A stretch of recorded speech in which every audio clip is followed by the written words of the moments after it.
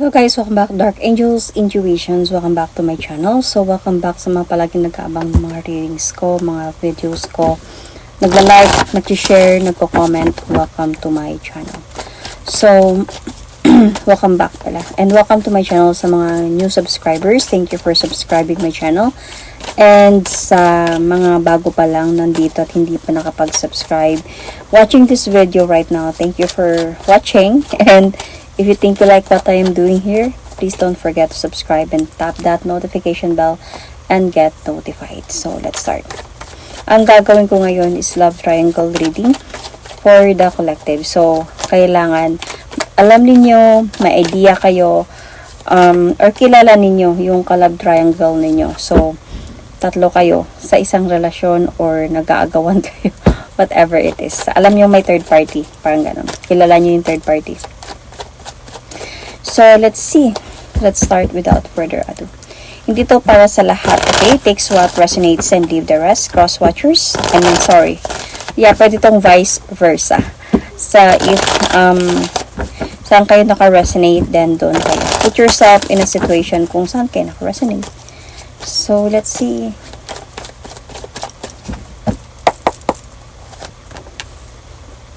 Let's start.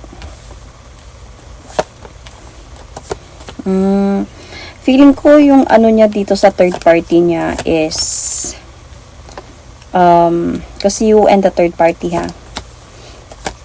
is yung parang na tukso siya. So meron silang intimacy, dalawa ng person na to with the third party. And I think ito yung mostly na nararamdaman niya para dito sa third party. So kung sino man yung third party, alam niyo kung sino yung third party dito. Kayo, okay? Kung kayo yung wife, then kayo yung wife. Kung kayo yung third party, then kayo yung third party. Okay? So, yung nararamdaman niya kasi para sa iyo, parang gusto niya na magkaroon ng changes in a way. So, let's see. Let's clarify this.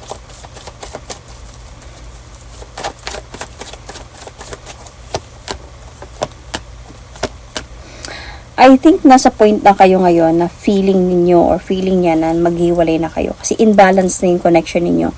Because nga sa mga ginagawa niya, feeling ko kasi hindi lang to sabihin na dalawa lang kayo or ikaw yung asawa at may third party. Feeling ko noon pa, masyado talaga siyang palikero or palikera. Kumbaga, mahilig siyang makipag-jamin, makipag-message, chat. Ganun talaga siya. Malandi. Yun yung pamasok sa isipan ko. I think yun yung sinabi ng spirit guides ko. So, may ganun talaga siya. And actually right now, nararamdaman niya na anong meron sa inyo is parang mawasak na o ma-end na. And feeling ko he or she don't want to allow this. Ayaw niya. Kaya parang gusto niyang ayusin, gusto niyang magbago, gusto niyang ayusin ng mga bagay-bagay at gusto niyang maayos yung sa inyo. Either naghiwalay kayo or hindi man. Gusto niyang, kung naghiwalay kayo, gusto niyang bumalik para ayusin mga dapat ayusin. Kung di man kayo naghiwalay, gusto niyang maayos to. So, yung nararamdaman niya dito sa person is just, lang talaga, yung attraction, attracted siya na, parang gusto niya may mangyari sa kanila, parang, he wanted na to have to make love with this person, mga ganung mga bagay. So, attracted lang talaga siya. Like, natukso lang talaga siya sa person na to. Yun yung nararamdaman niya. So, ang problem kasi dito, might be this other person. Ang sa part niya is, hindi lang to basta laro. Parang the other person also want a serious commitment. So, I think dumating sila sa point ng person na to na medyo na siya. Nako-confuse na siya sa nararamdaman niya. I don't know if how this other person, this third party treated your person, kaya medyo nako-confuse siya sa nararamdaman niya. Kasi dumating na kasi sa point na parang may mga disappointments. Siguro nung sabi natin nung una, 'di ba? Happy sila, may nangyayari sa kanila, and nag-enjoy sila and naging close sila. Syempre, 'di ba? Nahuhulog din. Pero hindi naman ibig sabihin na sobrang like unconditional love or something. Nahulog din, nasasanay din na ganon sila. So, dumating kasi ata sa point na nung nalaman-laman na medyo may mga disappointments na sa kanila. And this time around, akala siguro ng person mo, like, it's just nothing. Kung maghiwalay kami nito, wala lang. Babalik ako sa asawa ko, mga ganon, sa'yo. Pero, dumating siya sa point na parang nakaramdam na siya ng confusions. Parang, hindi niya na alam kung bibitawan niya ba to or hindi. So, hindi niya na alam kung anong desisyon ang gagawin niya. Parang nabigatan, namumblema na siya. Parang napapasan niya na yung problema na hindi niya na alam, na akala niya sa una is okay lang, tukso-tukso lang, pag mawala, di wala. Pero ngayon kasi parang nagkaiba na ng ikot. Na in love siguro siya dito sa isa. So, what does your person want from you currently? Actually, this person, dumating na kasi siya sa point na parang gusto niya munang tumahimik sa pagsasama ninyo. Parang gusto niya muna, parang he want na to give this other person, mag-focus dito sa other person. Kasi, di ba sabi ko, na-confuse siya sa nararamdaman niya dito sa isa. Parang gusto niya mga tignan kung in love na ba siya talaga dito or hanap-hanapin ka pa niya. Kaya gusto niya munang tumahimik dito sa sitwasyon ninyo, sa relasyon ninyo or sa pagsasama ninyo para to see kung bakit parang hindi niya na kaya, wala itong person na to. Mahal niya na ba talaga to? Or willing ba siya na iwan ka para dito? Parang ganun kasi this is what he wants from the other person, to focus and to parang makipag relasyon talaga muna sa person na to without you. Parang hindi siya nadjajagad. Kasi kung nandyan ka kasi, lalo siyang mahirapan, lalo siyang parang lalo siyang maguguluhan sa nararamdaman niya. Kasi ikaw, yun. So, parang gusto niya munang tumahimik sa inyo. So, siguro feeling ko, hindi ka lang niya siguro kakausapin. Wala siyang sasabihin na maghiwalay kayo. Pero, I think could be ghosting you or tatahimik mo na siya. And, dito siya muna mag-focus sa isa to see kung anong talaga yung nararamdaman niya. So, this is what he or she wants from you and the other person currently. So, the next 3 months, hold for the both of you is, I think you're still together. Kayo pa din. Siguro kung tatahimik, kasi ito lang naman is yung parang what he wants from you currently, not what he is doing. Para ito lang yung gusto niyang mangyari. Siguro hindi niya kaya, hindi niya siguro din nagawa. Let's clarify.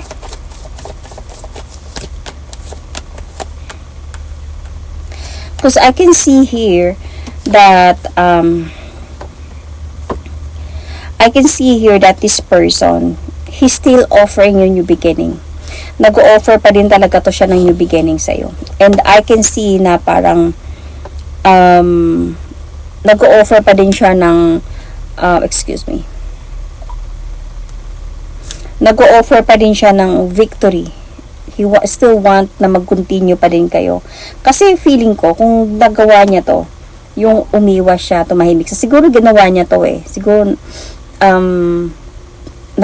naging cold din yung situation ninyo. Nag-try siya siguro, pero hindi niya kaya. Parang hindi kanya matiis in a way. Parang as a point na, wait lang. May tinatry kasi akong open eh. Parang as a point na your person is parang nakokonsensya siya. Nalulungkot siya nang wala siya. Parang hindi niya kaya ang wala ka. Parang ganun. So, mahal ka niya. Kasi mahal ka niya. And kaya naglakas loob pa din talaga siya na gawin to, itry to, at mag-focus doon. Siguro ginawa niya talaga to in a short time. Pero hindi niya kaya. Kaya might be the next 3 months is ang nangyari dito is yung inayos niya pa rin yung sa inyo. Kasi kayo pa din eh. Pero then the next 3 months, hold for the both of you is kayo pa din. So the next 3 months, hold for the both of them. Let's see.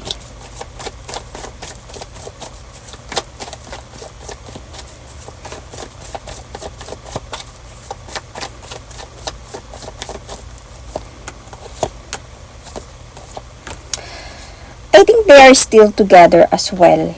Sila pa din pero hindi na sila ganun ka-same as kasaya before. Nag-e-effort pa din. I think nasasaktan na dito yung other person eh. Pero yung person mo, parang nagpapahiwatig pa din siya ng pagmamahal dito sa isa. Naglalakas loob pa din siya to fix their problem. Kasi may mga problem na sila the next 3 months eh. May mga clarities na din siguro about you. So, parang hindi na na-appreciate yung relationship. Parang masyado nang nag-overthink, masyado nang maraming tanong, pwedeng nagtatalo na din siya kasi nasasaktan na yung isa sa mga nalalaman niya. Pero feeling ko yung person mo is still trying to explain, could be, or not giving up sa relationship ninyo. Might be he or she is lying na tiis lang, mangyari din mga mangyari, mga ganong mga bagay. But ang nangyayari kasi sa inyo is kayo pa din. Like, okay naman kayo. Wala naman ako nakita na nagmumblema din kayo. Sila yung namumblema. So, the communication na meron sa inyo dito, see, I can still see here that nandyan pa din yung parang sumasang-ayon or nandyan pa din yung parang kung ano yung mga plano mo about sa relationship niyo in the future. Parang sumasang-ayon pa din siya. Parang nandyan siya na dyan pa rin siya para sa'yo. You are still together eh. So, yung communication ninyo is more on parang supporting each other sa mga plano ninyo in the future. Yun yung mga mostly ata na ginagawa ninyo like while talking or something like that. So, will he commit to that other person? I can see here that matutuldukan din yung sa kanila. So, let's clarify why.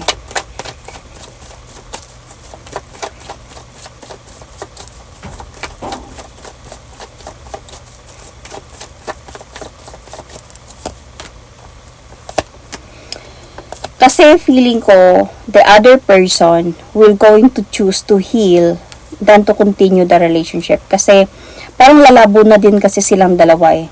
Lalabo silang dalawa at maiipit sa sitwasyon yung person mo. Kasi even dito na sa future, kasi this is from present to future.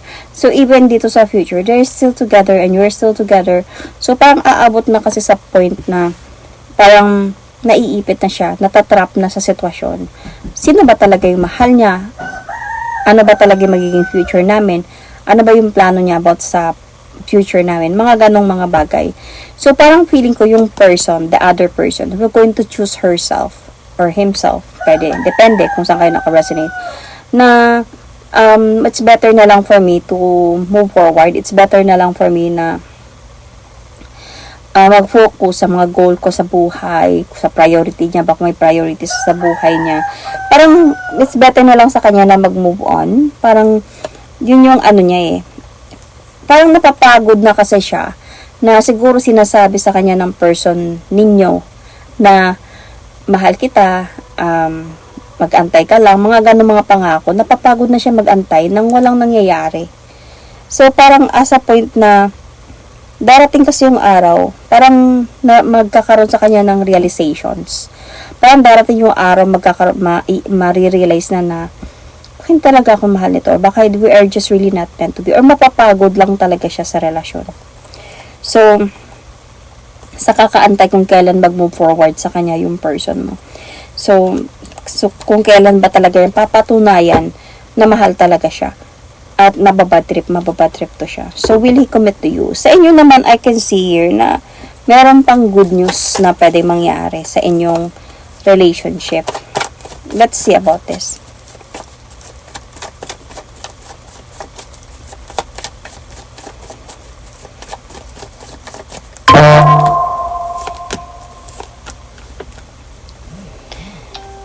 Pero, there's a possibility kasi mag-uusap pa kayo, magkukontinue pa kayo, pero it has a lot of challenges talaga, lalo na when we talk about jealousy, overthink about this person. Kasi nakikita ko kasi dito, ito yung pag-overthink talaga, yung na-stress sa kakaisip, Parang ganyan, nagtatalo, nag-aaway. So, parang dito sa inyo, this is already your guidance na kung darating yung araw, kayo pa din. Pero ganito yung nangyayari sa inyo. So, kailangan nyo ng baguhin to. At sa ngayon pa lang. Kumbaga, kailangan nyo na bigyan ng halaga yung relationship niyo na wag nang dating pa sa point na abot pa kayo sa ganito. Dahil kung ito yung mangyayari sa inyo, napaka-challenging nito. Baka ikaw mismo din ang give up sa relasyong ito. So, baka ikaw mismo ang puputol. Dahil na hindi mo na kaya parang masyado ka nang nag-iisip, masyado ka, may buhok. Masyado ka nang nag-iisip, masyado ka nang nag-overthink, and nagsiselos. Syempre, hindi naman maiwasan yun, lalo na alam mo yung mga nangyayari. Ngayon pa lang, kailangan mo nang ipa-clear sa person mo kung sino ba talaga yung mahal niya, sino ba talaga, kanino ba talaga siya, kung hindi man niya kaya pang pumili kung sino man sa inyo, then I think sa totoo lang, para sa akin lang kung ako, iiwas ako. Ako na lang iwas, doon ka na lang. Kasi kung mahal ka talaga ng isang tao, hindi aabot sa point na maging dalawa pa kayo sa buhay niya.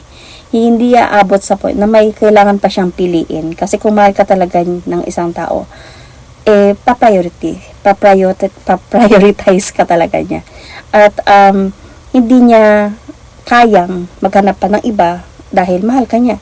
So, parang importante ka sa buhay ng person na to kung mahal ka talaga niya. Hindi kailangan may iba pang kahati. Walang kahati kasi hindi niya kayang saktan ka kung mahal ka talaga ng person na to. So, kailangan mong i-clear to sa kanya. Kung hindi niya kayang pumili pa kung sino sa inyong dalawa, ikaw na lang muna umiwas. Ikaw na lang umiwas kahit pa ikaw pa yung original, kahit pa kayo pa yung nagtagal, ikaw na lang yung umiwas sa sitwasyon para din ma-realize niya kung gaano kakahalaga sa inyong dalawa, sa relasyon ninyo, or sa kanya especially. Mahal ka ba talaga niya or what? Kasi, di ba nasabi ko kanina na nagtry siyang umiwas Nagtry siyang umiwas, pero saglit lang yun. Nakikita ko pa rin dito, yung parang bumalik pa din siya dahil hindi kanya matiis. So, tinanggap mo siya ulit. Nagpatawad, tinanggap mo siya ulit. So, nag-ayos kayong dalawa. So, ang ano dito is, nag-ayos nga kayong dalawa, hindi naman sila nag-iwalay dalawa. Kumbaga, inayos niya lang yung sa inyo, pero nag-continue pa din sila. So, parang wala ding nangyari. So, kailangan, as early as possible, kung saan pa kayo ngayon, sa sitwasyon ngayon, dapat i-clear mo na sa kanya. Kung hindi mo kayang piliin, ako na lang yung alis, at kayo na lang munang dalawa, or kayo na lang dalawa. Tignan mo na lang kung ano yung magiging maganda yung buhay ninyo or what. Huwag mo lang sabihin na nandito lang ako naghihintay sa'yo. Dahil, huwag mo sabihin yun kasi baka din papayag siya kasi nag-aantay ka din naman So, ikaw din naman, baka sabihan mo lang siya na baka meron ding someone na para sa akin. Baka meron ding mas magandang buhay na para sa akin. Ako na lang aalis kasi ayoko yung ganito. Yung parang dalawa kami and hindi ka makapagpili nag-aantay yung isa, parang so unfair para sa aming dalawa. Maging matured ka to talk to this person. Kasi kung hindi, abot kayo sa point ng ganito puno ng overthink, pagtatalo, tatanong di ka makakatulog, kahit sila pa ba, nag-uusap pa ba sila, kahit nag-uusap pa, nagtatalo naman kayo, mga ganong mga bagay. So, yung magiging outcome nila dito, let's see.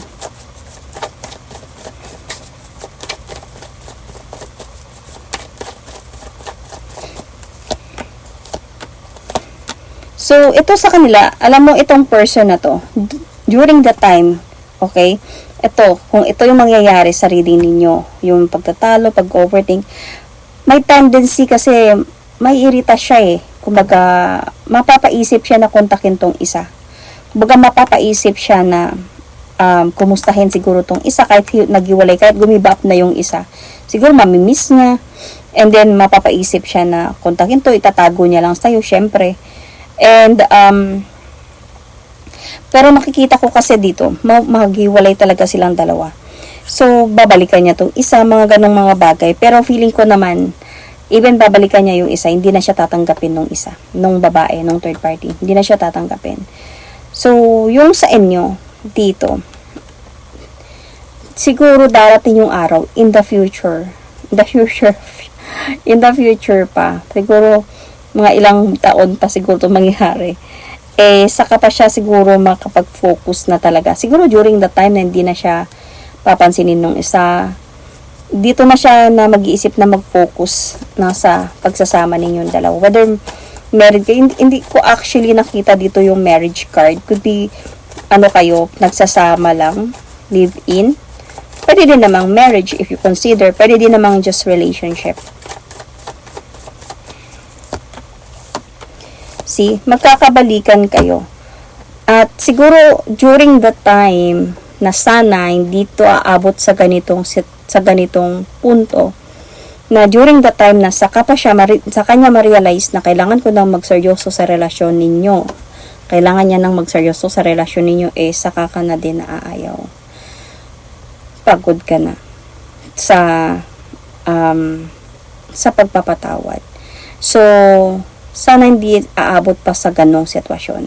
Sana, the earliest possible, marirealize niya na yung worth mo, yung pagmamahal mo sa kanya, yung pagtitiis mo sa mga nangyayari or sa mga ganitong nalalaman mo, and you still stay, you still love, you still continue.